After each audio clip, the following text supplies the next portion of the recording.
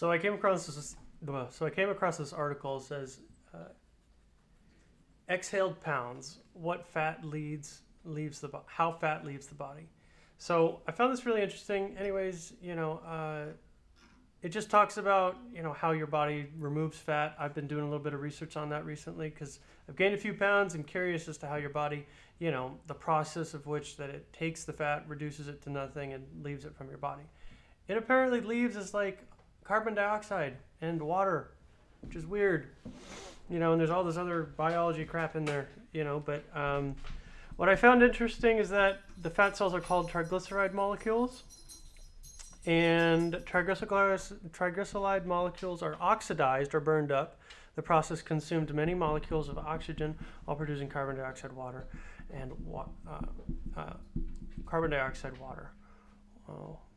So I really find that interesting. First, here I'm going to stop here. You can read this. It's kind of interesting. It's how you can, bring the realization of what's going on and put it into numbers that you can probably understand. I think it says how many breaths people take. We're not going to get into that. If you're interested in it, read this part of the article. But yeah, I found that really interesting. So after thinking and learning about the triglycerides and how to trigger the oxidized triglycerides, how to trigger that. And then I said, why would triglyceride cells break down? And what it says is triglyceride cells are broken down by hydrolysis into their own two particle components, as we know.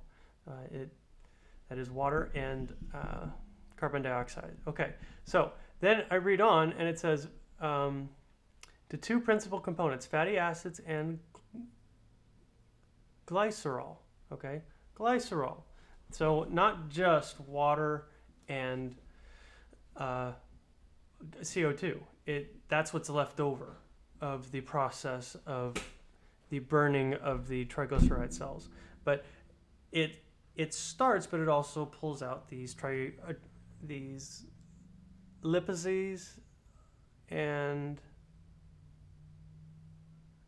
fatty acids and glycerol. And if you look up what glycerol is just technically sugar. It's just energy that is there for the cells to be used. So now that we know that, the process of your fat being burned is oxidation, and the byproducts of oxidation are CO2 and water, and the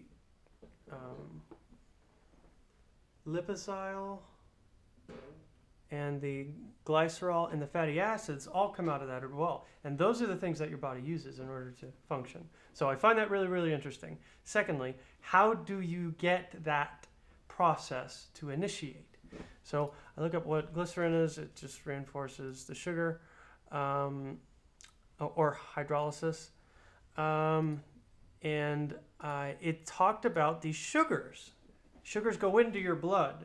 It's the process of replenishing what your body doesn't have, and it's doing that through the fat cells. So, if it's putting in glycol into your sugar or into your blood, sugar into your blood, then there's obviously a lack of sugar. And why would there be a lack of sugar? So, I put in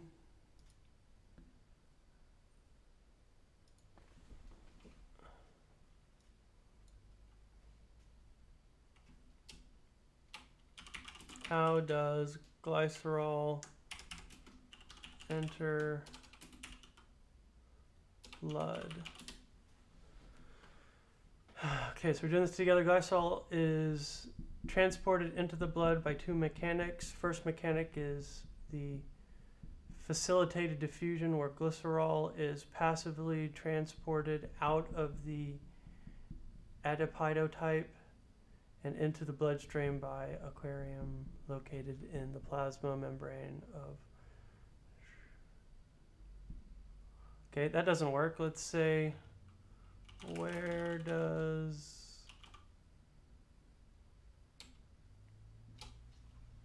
Dang it.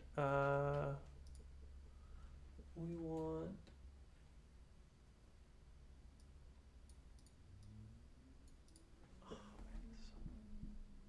I need to change my camera. Stop it. Glycerol. Okay, we'll just do it this way.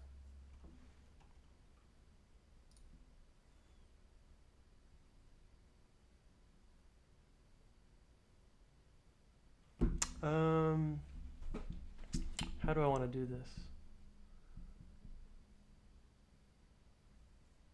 How does glycerol enter blood? If blood sugar levels drop, glycerol will be broken down into... Okay, let's do this.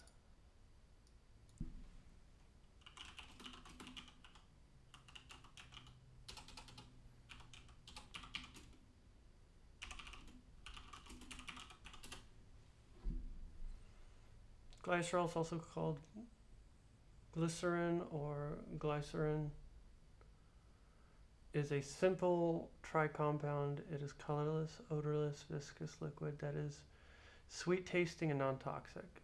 The glycerin backbone is found in liquid known. Glycerin is used for various purposes such as treating constipation, skin, improving hydration and performance in athletes, serving as a hemostat, solvent, acting as a filler, thickening agent, and softening agent in low-fat foods, being a component. So it's essentially sugar. Okay, so going back to what I was saying earlier is that clearly it's replacing the sugars that aren't in your blood. So what I'm thinking is, what gets into your blood? Okay, that makes it so you don't need to tap into your fat cells, tap into those fats to be turned into sugars. Okay, what? And I think all the fluids that I drink, you know, the fluids are, as they say, that is the quickest way to get nutrients into your body. So my thought here is that if I cut out all my sugary drinks, I should be able to lose weight. I should be able to lose weight. I've gained about 30 pounds that I don't want, maybe 20 pounds that I don't want. And I'm just curious how to get into that state. So I can still eat, okay, but give my body the most time necessary in order to tap into my fat cells. Now, granted, I do need to be working out every single day. That is just the truth of the matter. You know, and hopefully I can get back into that. But, you know, I keep talking about that all the time, but, you know, it is what it is. So, my point being is that if I can reduce the immediate introduction of sugar into my blood, my body should naturally tap into the fat. Naturally, you know, go and tap into the fat cells and use that as the energy that my body needs. Now, granted, I'm curious. Is there a name for this? Name for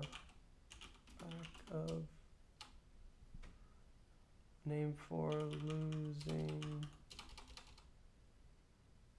or burning fat.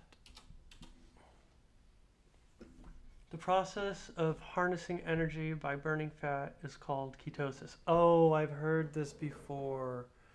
This is what all those gym rats and people who think they know what they're talking about say. Ketosis. Hormones regarding our blood sugar levels activate an enzyme in the body vessels of fat tissue called lipase, which ignites fat cells to release macromolecules called triglycerides, which is the fat. This process is also called lipolysis. Normally, your body uses blood sugar, glucose as its key energy source, but during ketosis, your body uses fat as its main fuel source. So to get into that, you just got to reduce the amount of immediate sugar you put in your blood.